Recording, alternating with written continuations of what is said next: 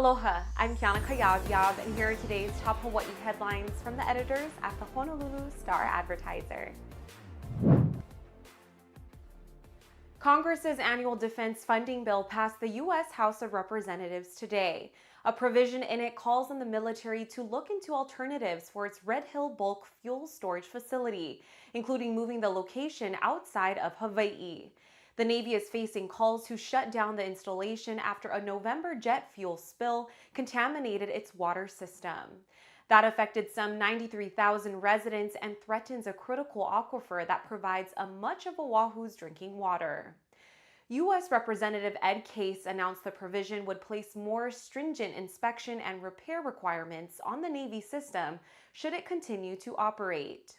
Other Hawaii provisions in the bill include a requirement that the Pentagon gives Congress a briefing on the military's coordination with Hawaii government officials to review outreach efforts and propose options to improve community engagement and accessibility to the military.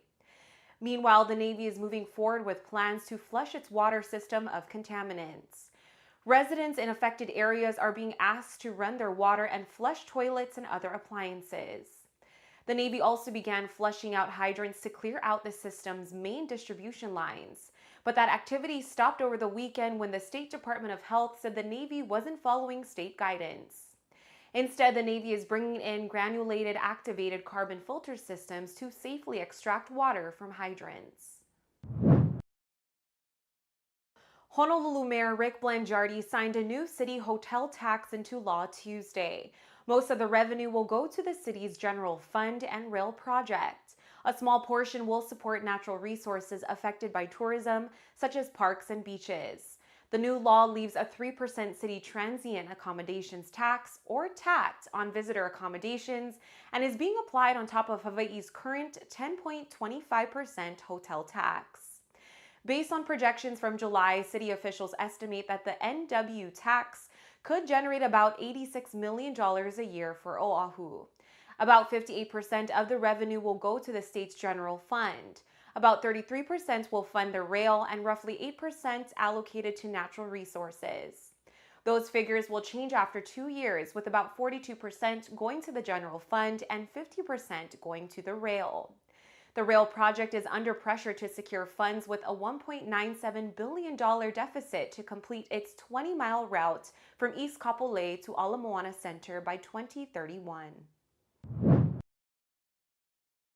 Hawaii health officials today reported 282 new coronavirus cases and 5 new coronavirus-related deaths.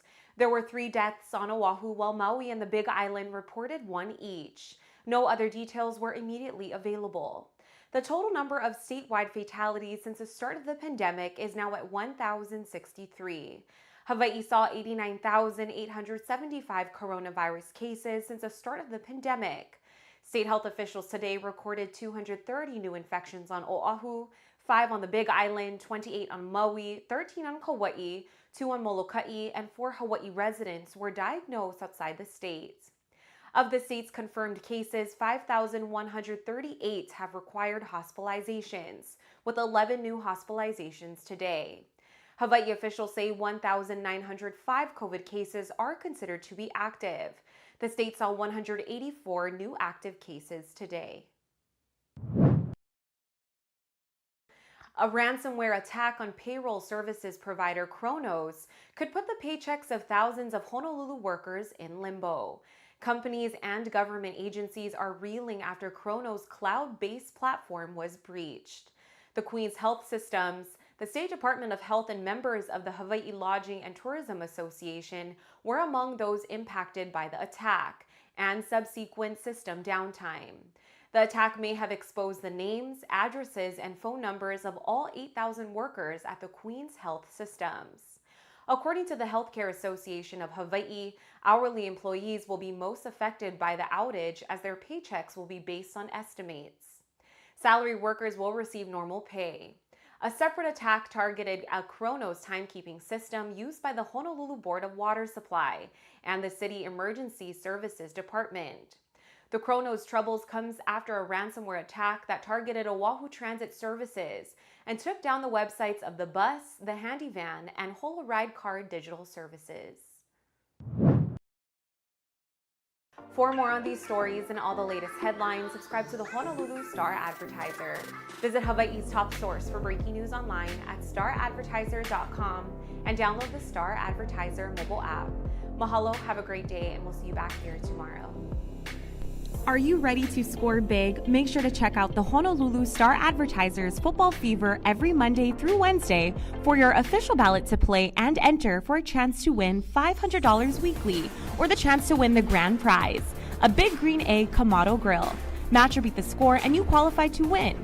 Don't forget to drop off your entry at select Long's Drugs locations. Good luck! Special thanks to sponsors Long's Drugs, Hawaiian Telecom, and Mercedes-Benz of Honolulu.